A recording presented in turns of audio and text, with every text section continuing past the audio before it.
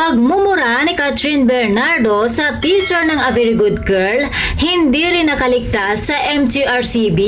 Murado na nga ang malutong na pagmumura ni Catherine sa teaser ng A Very Good Girl sa mga sinehan. First time nga ni Catherine na magmura sa isang eksena na kung saan pinalakpakan at hinangaan pa siya rito. Ang ata ang nagmura na talaga namang nakatanggap na mga positibong mga komento galing sa mga netizens. Ngaan siya dahil sa kanyang tapang at palaba na tumanggap ng mga kakaibang roles na ganoon. Pero sa totoo lang, magmura man o hindi si Catherine Bernardo sa isang eksena ay wala na siyang dapat patunayan dahil napatunayan na niyang isa siyang napakagaling at napakahusay na aktres. Siyempre dahil nga sa tutok na tutok ngayon ng MTRCB sa mga TV shows and movies, kailangan nilang burahin or tsugiin ang eksenang iyon na kung saan ay nagmura siya. Lalo na kapag parental guidance nga ang rating ng movie. Katulad na lamang ng pelikula ni na Charlie Dizon at Carlo Aquino na Third World Romance na kung saan nagmura din si Charlie sa thriller kaya naman naglabas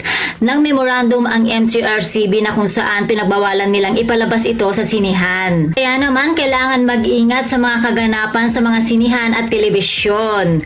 Lalo na dahil marami mga batang nanonood. Baka akalain nila normal lang ang magmura. At ito lamang ang aking chika mga chikadoras. Please watch, like, share, and subscribe my channel. Thank you for watching. Please don't forget to watch, like, share, and subscribe my channel and click the notification button para ma-notify ka kung meron akong bagong video. Thank you for watching!